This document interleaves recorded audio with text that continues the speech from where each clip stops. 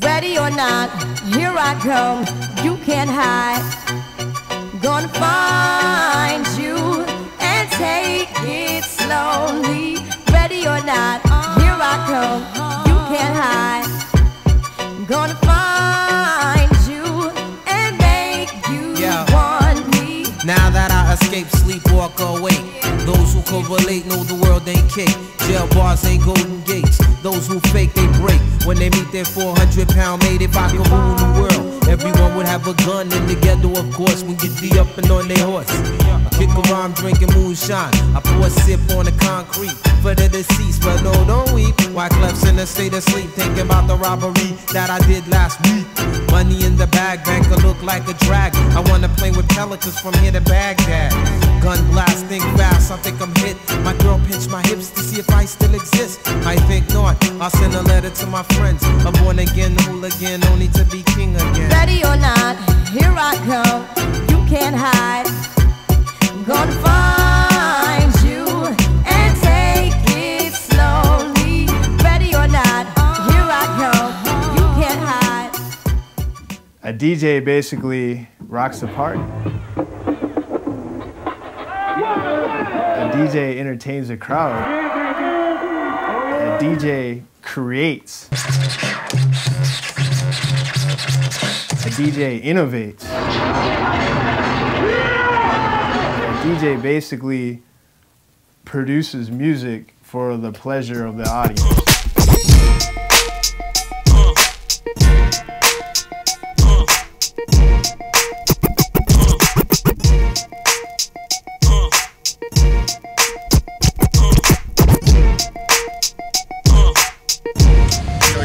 Standing in front of the legendary Fat Beats Los Angeles. This is usually where I go and get my records. This is the spot. They got everything. You name it. Fat Beats. They hold it down. Los Angeles hip hop for life, man. I live this. I breathe this. I eat this.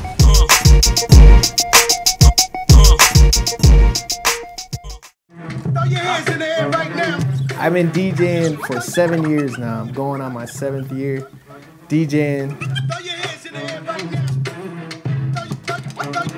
Well, in Minneapolis, when I started DJing, it was about learning to DJ. It was learning the basics, to mix, to scratch, and that completely consumed me. Probably after about 2 years of doing that, you know, I was finally like good enough at scratching. And it just so happened that friends, like homies that I was cool with, were rapping too.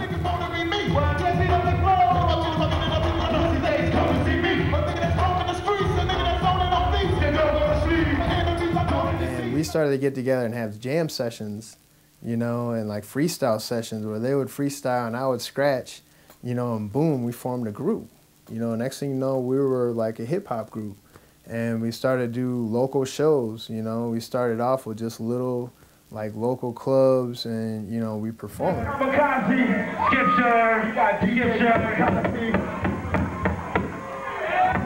the next beat.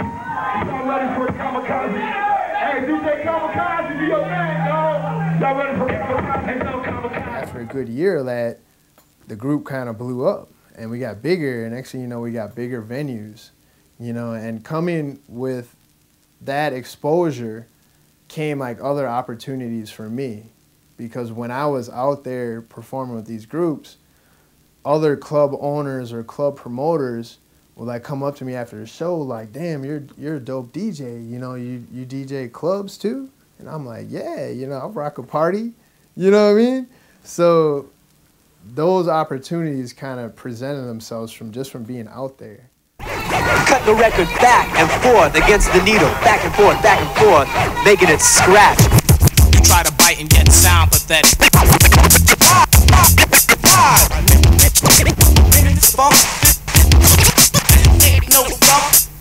There's like a hard to find record, old hip hop classic record. This is the spot to be. Like if you can't find a record in the city and you want like a classic, hard to find hip hop record, you'll probably be able to find it here. You can't do shit like that no more. And that's relevant, real deal, humbly feel. And now you hookers and hoes know how Hey, when it comes to older music, I don't really look for anything in particular. I mean, I just kind of roll through records. I'll come across something like this. And I'm like, oh yeah, I remember that. Back in the day, you know what I mean? And the song had like a certain feel or appeal to me back when I was 15, 5, 6, 7, 8 years old. It was a song that I really like loved and I felt at that time, and I come across a record, I'm gonna copy it. Get busy, yo! Actually, before I DJ'd with this hip hop group, I DJ'd college parties. And the college I went to, I knew everybody there, you know, so it wasn't long before I was DJing those parties, you know, and that's usually a good first step is like college parties, you know, they always want to DJ, you know, everybody likes to party. Get on down with your bass up, get on down. From that point on, I felt like I needed more of a challenge, so I took on another group. And then another artist, you know, and I was DJing at clubs and I was performing with 3 different groups, you know, and it got a little bit overwhelming, so I had to cut a couple of groups off, you know, and after that point, this is like into my 4th, 5th year DJing, I started to roll with just one cat because the original group I hooked up with, they broke up, fell apart, happens all the time in hip hop. But I had to move on. So this artist that I was performing with, we did tours, you know. We opened for a group. Actually, this artist, his name is Musab. I DJ'd with him. He's part of Rhymesayers Entertainment. The big group out of Rhymesayers is Atmosphere, and they're pretty big on the underground tip. And I went on tour with Musab for about a year, opening up for Slug with the God Loves Ugly tour. And that gave me probably my biggest like hip-hop exposure. You know, that was like big venues. And that was the first time that I really got to perform in like stadiums, you know, and like where teams play basketball and football at. Make sure you watch his hands, y'all. Watch his hands. Like magic.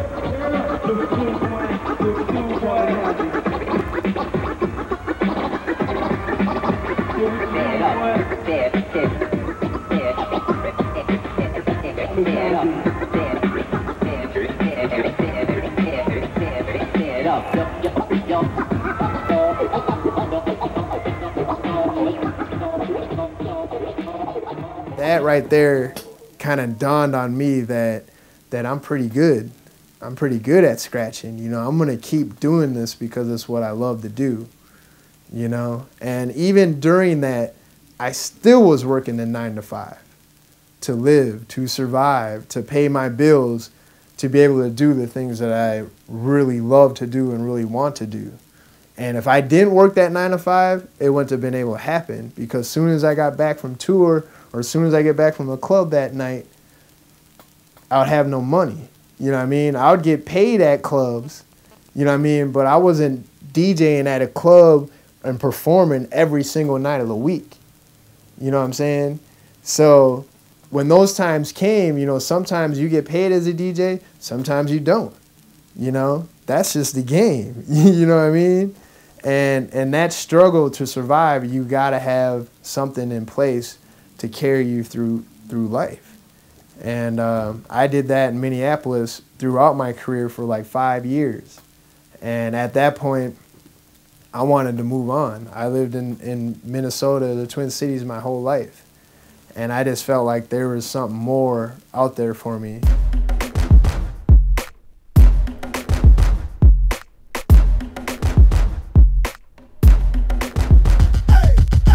You can talk about the luxury of LA all you want, you know, but it is a bigger city.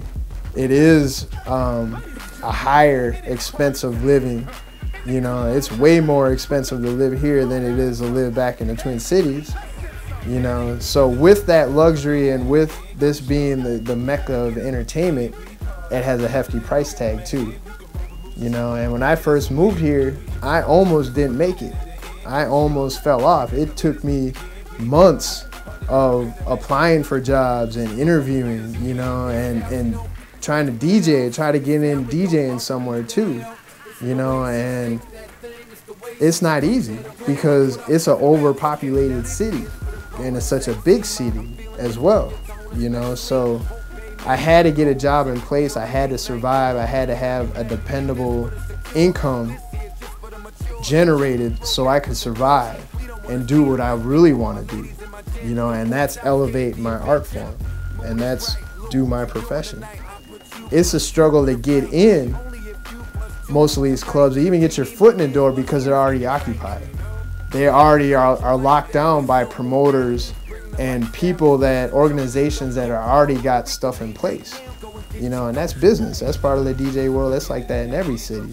But out here, it's on a higher scale. It's a bigger level, you know. So you have to be either in with the people or in with the promoters to get on as a DJ, you know, or you can holler at like the club owner, you know, and work something out. But whatever it is, you have to do it. You have to make that move, you know. And it's basically, if you don't put forth the effort to get your foot in the door, to get in where you fit in, then more than likely it's not gonna happen. So I gotta work the 9 to 5. And then when I'm done with work, and if I'm not at work, I'm on the turntables.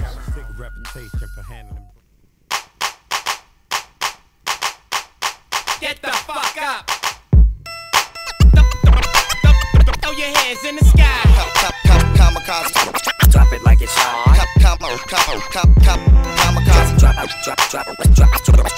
Drop it like it's hot. Drop it like it's hot. Kamikaze. Throw your hands in the sky.